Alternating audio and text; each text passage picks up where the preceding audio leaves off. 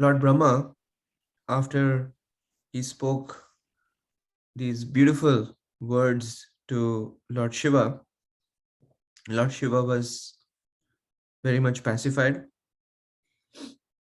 and then he revealed his own mood in the second verse, that my dear father Brahma, I do not mind the offenses created by the demigods. Because these demigods are childish and less intelligent, I do not take a serious view of their offenses, and I have punished them only in order to right them. And Prabhupada writes in that purport further that there are two types of punishment. One is that which a conqueror imposes on an enemy, and the other is like that a father imposes on his son. There's a gulf of difference between these two kinds of punishment.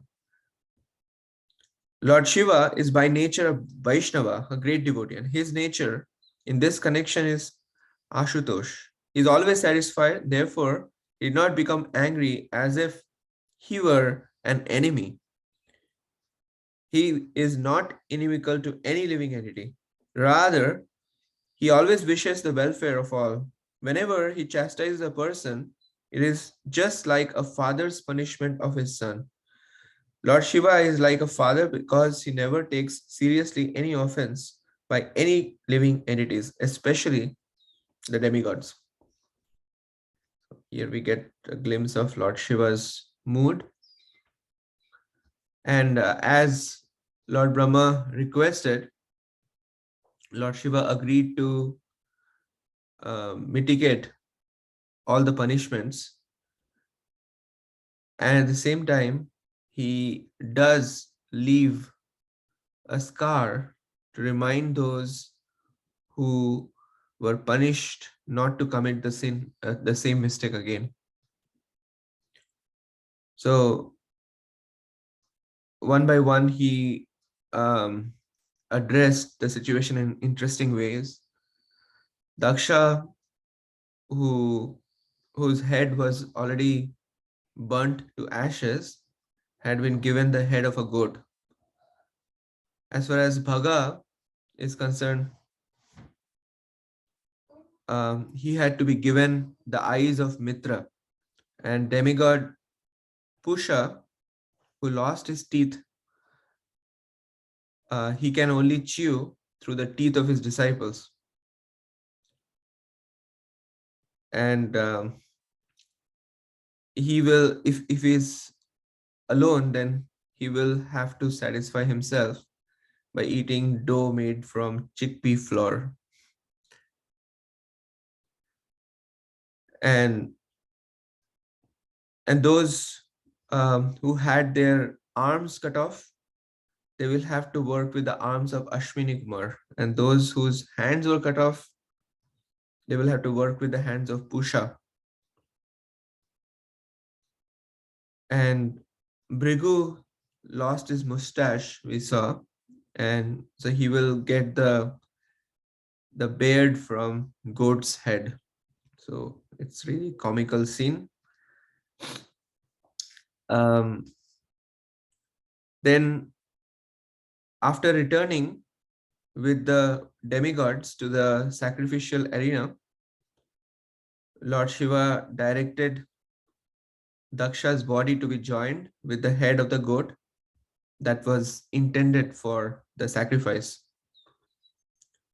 And the demigods carefully followed Lord Shiva's instructions.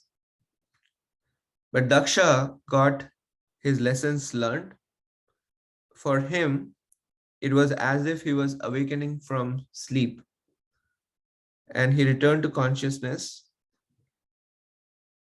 So his response was very, very respectful.